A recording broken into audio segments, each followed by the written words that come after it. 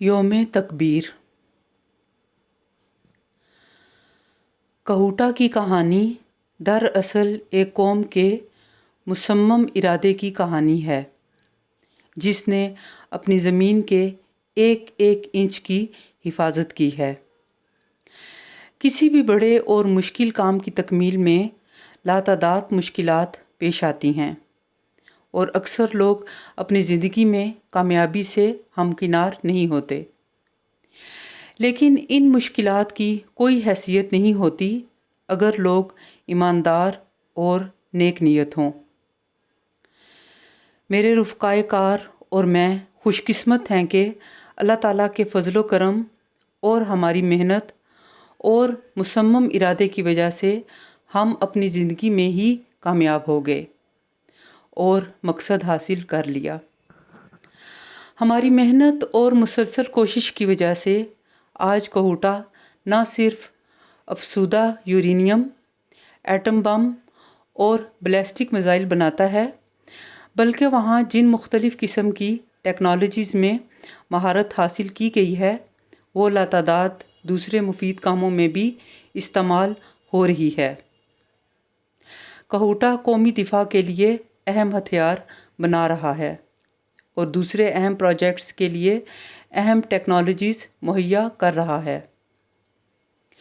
کہوٹہ نے laser, electronics, optics, electrical, mechanical, bio technology اور genetic engineering میں اعلیٰ مہارت حاصل کر کے اہم کام سر انجام دیے ہیں۔ میں یہ بتلانا چاہتا ہوں کہ کہوٹہ کی کامیابی کے لیے وہاں کے رفقائے کار کے اہل خاندان نے بہت قربانیاں دی ہیں۔ یہ ان کے صبر و استقلال، ہمدردی، محبت اور حوصلہ افزائی کا اظہار تھا، جس کی وجہ سے تمام کارکن نہایت دلجوئی اور مصمم ارادے سے اپنے کام کو خوش اسلوبی اور کامیابی سے کر سکے۔ ان کارکنوں نے جو کارنامے انجام دیے ہیں اس پر دنیا کی کوئی بھی قوم فخر سے سر بلند کر کے چلے گی۔ جہاں تک میرا تعلق ہے مجھے اس پر بے حد فخر ہے کہ میری بیوی نے اس ملک اور اس کام کے لیے ناقابل بیان قربانیاں دی ہیں۔ ایک غیر ملکی خاتون کی حیثیت سے ان کو لاتعداد مشکلات پیش آئیں۔ نہ یہاں کوئی دوست تھے، نہ کوئی رشتہ دار۔ 2 چھوٹی بچیوں کی دیکھ بھال، پڑھائی اور گھر کی دیکھ بھال، پھر بھی انہوں نے ایک فولادی ستون بن کر ہمیشہ میری حوصلہ افزائی کی، مدد کی اور کبھی حرف شکایت زبان پر نہ لائیں۔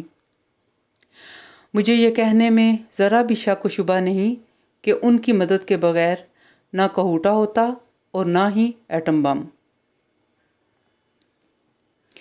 میں یہ بیان کرنا پسند کروں گا کہ ایٹم بم کی تیاری اور بیلسٹک میزائل کی تیاری کا کام ہمارے لیے ایک بہت بڑا چیلنج تھا، پیچیدہ تھا، مشکل تھا اور بعض اوقات خطرناک بھی تھا، مگر آخر میں کامیابی کا مزہ بے حد لذیذ اور پرسکون تھا۔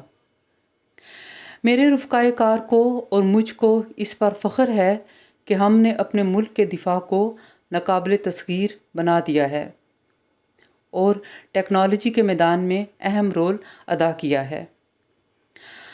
ہمیں یقین ہے کہ ہماری محنت اور کارنامے پوری قوم کو ہمیشہ ہمیشہ یاد رہیں گے اور ایک احسان مند قوم ہمیں کبھی فراموش نہیں کرے گی۔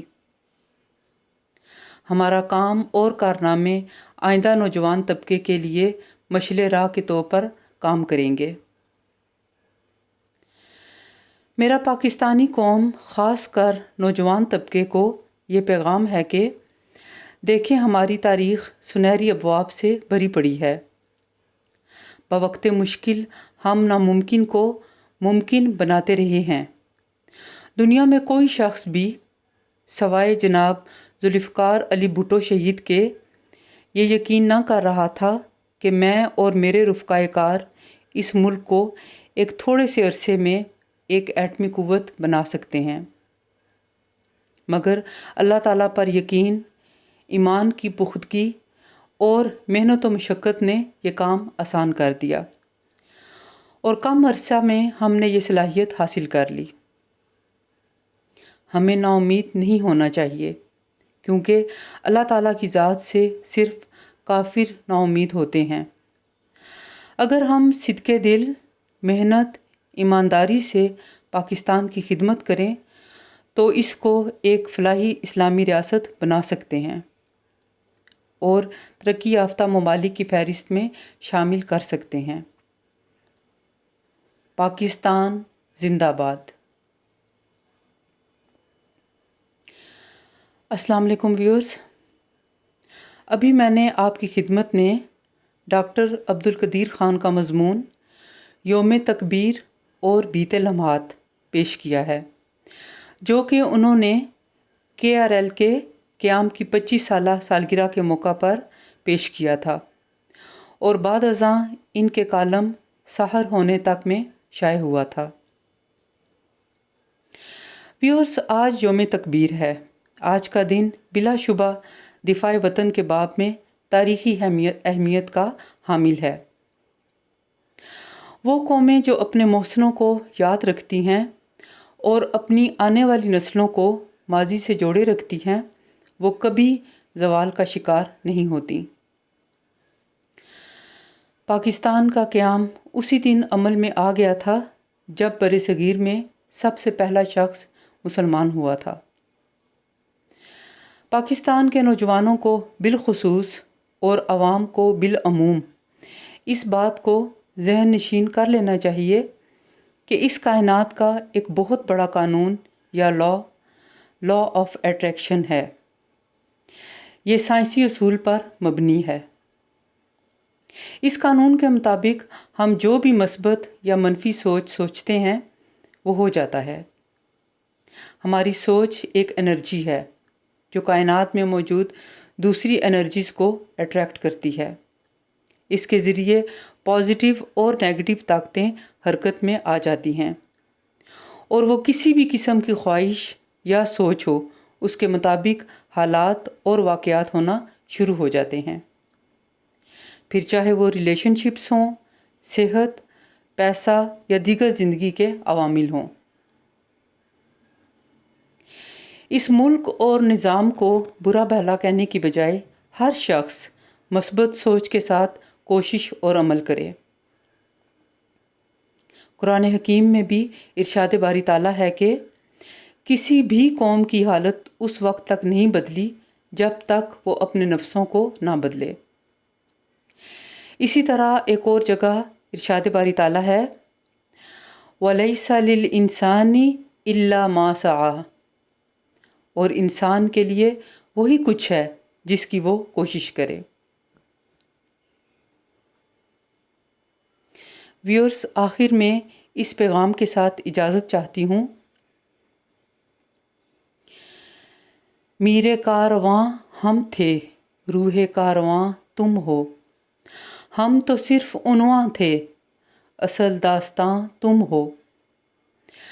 نفرتوں کے دروازے خود پہ بند ہی رکھنا، اس وطن کے پرچم کو سر بلند ہی رکھنا۔ یہ وطن تمہارا ہے، تم ہو پاسباں اس کے، یہ چمن تمہارا ہے، تم ہو نغمہ خواں اس کے۔ اب سب کا بہت شکریہ۔ اللہ حافظ۔